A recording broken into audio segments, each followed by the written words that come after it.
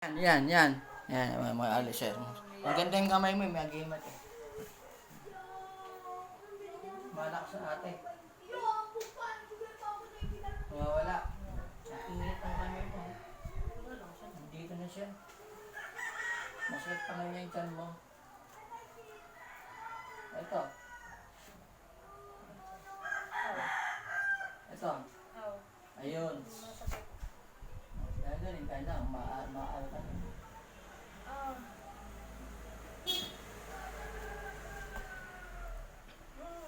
Iiyak yan. Ano to, babae. Babae. Babae, kapla ano eh. Iba na.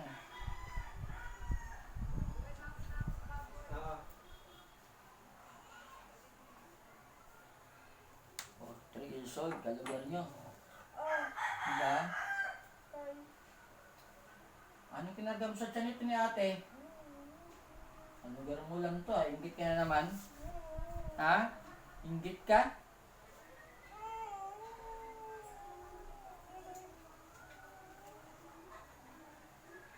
Inggit? Inggit ka rito? Ha? Teacher pa naman to, hindi pa naman ito mayaman. Ha? Diyos, magkala yan, singitan to. Ito, hindi ba masakit? Ay, dyan, nakasagit ka pa. Ayan. Ang sakit na lalaya, wala nang tengting mo. Ano? Ayaw, lagay mo sa tiyan ito. Nagtripan nyo na naman to. Pagigay mo, gamitin mo kamay niya. Pagpag mo. May pagpag. Pagpag mo, magagbaga. Nari ka, sira ang tiyan mo.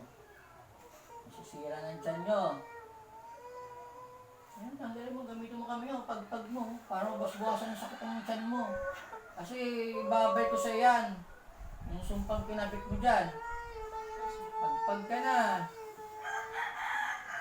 Ha?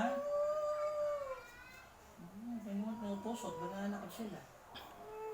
Ganyan, may sapi na yan. Ano, tanggalin mo na. Tinanggal mo na? Ayaw mo tanggalin? Ako lang magtatanggal? Ha?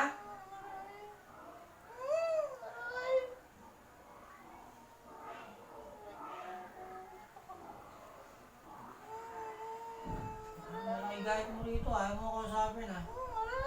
Tanggalin mo, ayaw mo tanggalin? Tanggalin mo na.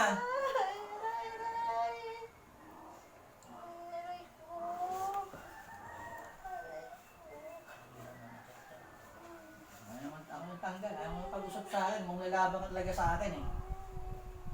Pahirapan kita.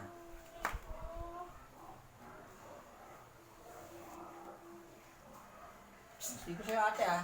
Wala ka naman sapi eh. Masakit ba? Yan. Masakit? Madidiin ko. Yan, nakagit pa lang ito.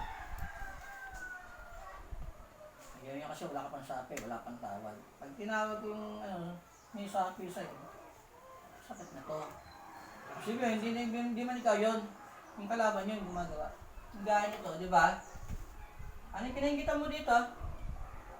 Busok tayo! Ha? Sinasakpan ko si ma'am. Tapusin na natin. Ano pag-usap eh. Tapos nakakasan na yung gusto ko.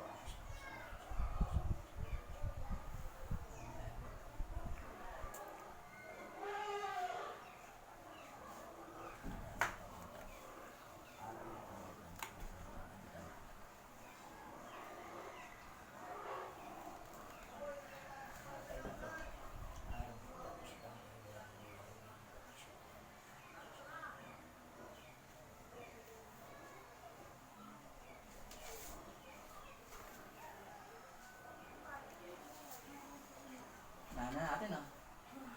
Nana? Pero alam mo naghihiyaw ka. Alam mo, sabihin nandiyan kayo, tatlo kayo. May elemento pa sa isa. Elemento hindi nakikita. Babae. Sakit pa.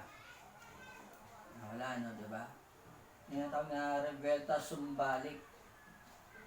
Ito. Lahat ng sakit ng santa, binabay ko sa gumagawa.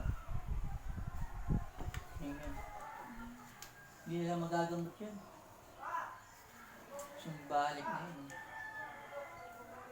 Asan ang tubig mo ate? Ate man, nawala ang sak ng sikmura mo.